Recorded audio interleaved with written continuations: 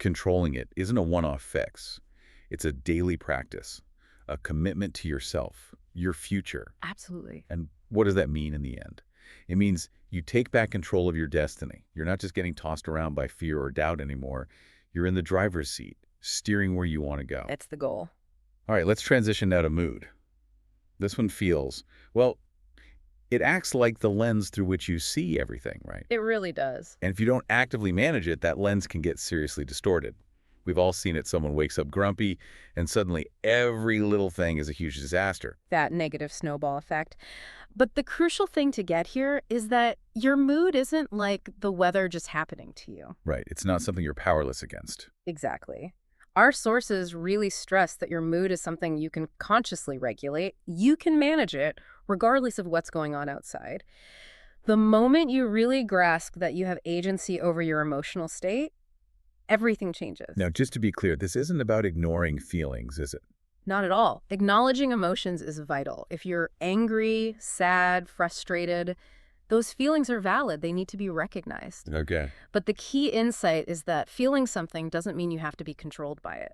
Think of feelings like waves. Okay. They rise, they peak, they fall, they come and go. You don't have to get swept away and drowned by every wave. You can learn to, well, ride them. I like that analogy. Ride the wave. Don't let it pull you under. Precisely. And a big mistake people make is treating feelings like facts. Just because you feel a certain way right now doesn't make it absolute truth. It doesn't mean your whole day is ruined. Ah, that's a good point. Moods shift. Exactly.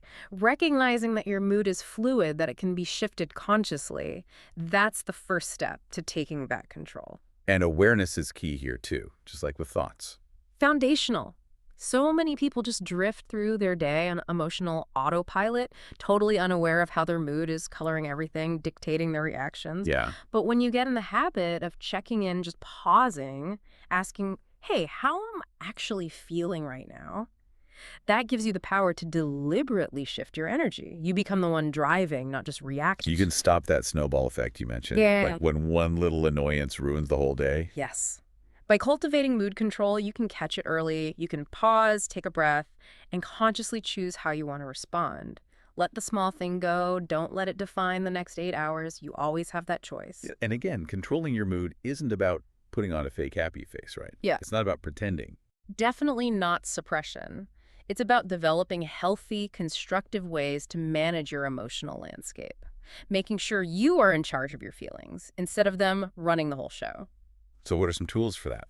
Well, one of the most powerful tools the sources highlight is gratitude. Gratitude. Okay. When you consciously shift your focus to what you're genuinely thankful for, when you deliberately look for the positive, it becomes almost impossible psychologically to stay stuck in a negative state. Because it forces a perspective shift. Exactly. Gratitude, by its nature, makes you look beyond the immediate problem or frustration. And mood is tied to thoughts, too, obviously. If your inner talk is negative. Your mood's going to follow. It's hard to feel good if your mind is constantly critical. But if you train your mind to look for the good, to see challenges as opportunities, your mood will naturally lift. Meditation, mindfulness, great tools for this too. They help you notice your thoughts and redirect your mood when it starts to dip. And your energy. It affects others, too, right? Oh, absolutely. Your energy, which is so tied to your mood, is contagious. The vibe you put out is often what you get back. Like attracts like. Pretty much. Consistent negativity tends to attract more negativity. But if you radiate positivity, optimism, gratitude, that energy attracts similar opportunities, success, connections. People are drawn to it, new doors open. So the message is, take control of your mood. Don't let a bad moment become a bad day, or a bad day turn into a bad week. Right. Recognize you have the power to shift your energy anytime. And what this really means is, by choosing gratitude, choosing positivity, you're not just changing your day, you're changing your whole life, relationships, career, overall happiness. Just a profound shift. Okay, that brings us to the final pillar, Mm. money. And this isn't just about the dollars and cents, is it? No, the sources emphasize it's fundamentally about your mindset towards it. Money is just a tool. Right. It can be a tool for freedom, giving you options, choices, or it can become this heavy shackle tying you to stress and worry. And so many people feel controlled by money, or the lack of it. Way too many. Stuck in that paycheck-to-paycheck cycle, feeling powerless because they don't have a clear financial plan. Yeah. But the sources are clear. Money, Just like your mouth or mind is absolutely controllable, it just takes that conscious intention, deciding you're going to master it, not be mastered by it. It's important to clarify, too, money itself isn't good or bad. It's neutral. Exactly. It's the love of money, that unhealthy obsession that Yeah. causes problems. Money's just a resource. How you use it makes all the difference. You can build something amazing with it or, fritter it away and end up worse off. The choice is yours. So how do you actually take control of finances? Where do you start? It starts with a plan, a detailed plan. You have to decide proactively where your money is going before you even get it. Instead of just reacting to impulses. Exactly. Too many people spend on impulse, reacting to desires. Hmm. If you really want control, you need to be proactive. That means budgeting, consistent saving, strategic investing for the future. Okay, budgeting. Some people hear that word and just cringe. I know, but the sources put it powerfully. Budgeting is freedom. Freedom. How so? Because when you have a budget, you know exactly where your money is going. You're in command. You're directing your funds instead of just wondering where they vanish. Right. And that stops emotional spending. Think about it. Had a bad day, feel like you deserve something nice, so you buy something you maybe can't really afford. Guilty. Yeah. We've all been there. It's a common trap. Mm. Budgeting helps you avoid that. It aligns your spending with your actual priorities, not just fleeting emotions. And thinking long-term is key, too. Crucial. Don't just think about today or next week. Where do you want to be in 5 years, 10 years? That kind of perspective usually means saving consistently, investing wisely, and living, below your means. Resisting that pressure to keep up with everyone else. And saving.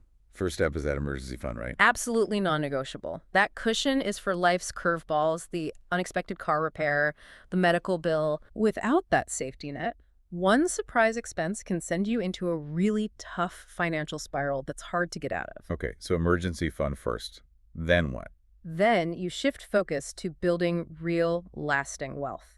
That means things like retirement accounts, smart investments. And here's a fascinating point from the sources. Yeah.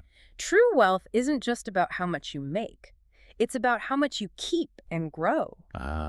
So high income doesn't automatically mean wealthy. Not at all. Plenty of high earners live paycheck to paycheck because their spending eats up everything. Real wealth is about building assets that work for you over time, creating a stable future. So financial freedom, it's not necessarily about being a millionaire. Not necessarily, no. It's about having control, being controlled by money.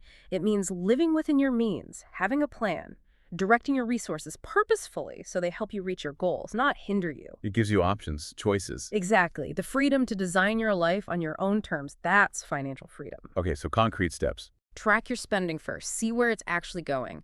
Then build a budget that reflects your real priorities. Commit to saving regularly. Invest strategically. And always, always keep that long-term view.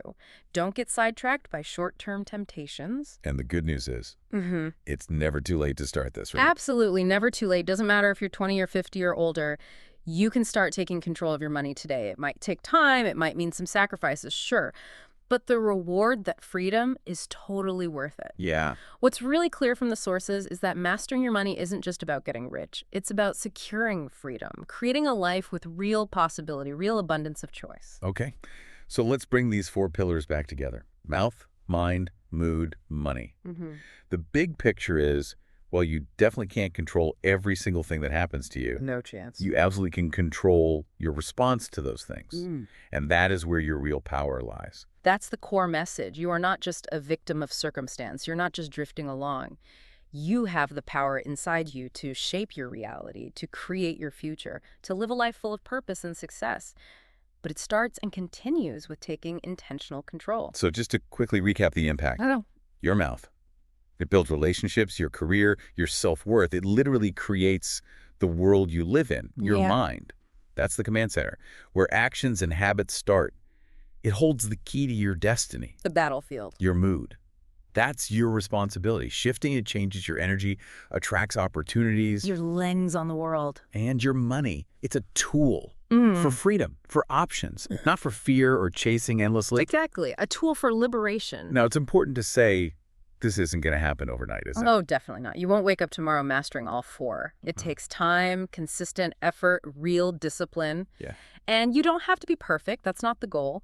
The crucial thing is just to start. Pick one thing, one small intentional action. And as you start taking control in these areas, you begin to see this ripple effect. You really do. You move from just reacting to life to consciously creating your life. You get in the driver's seat. Which is incredibly empowering. It is. And it doesn't just affect you. When you operate from that place of self-mastery, you naturally start to inspire people around you. You become a kind of light, a leader, just by taking responsibility for your own life. Yeah. So don't just wait for life to happen to you. Take control. It won't always be easy. Sure, it's not instant, but the rewards, they're immense. The legacy you build by doing this, that's something deeply personal, truly yours.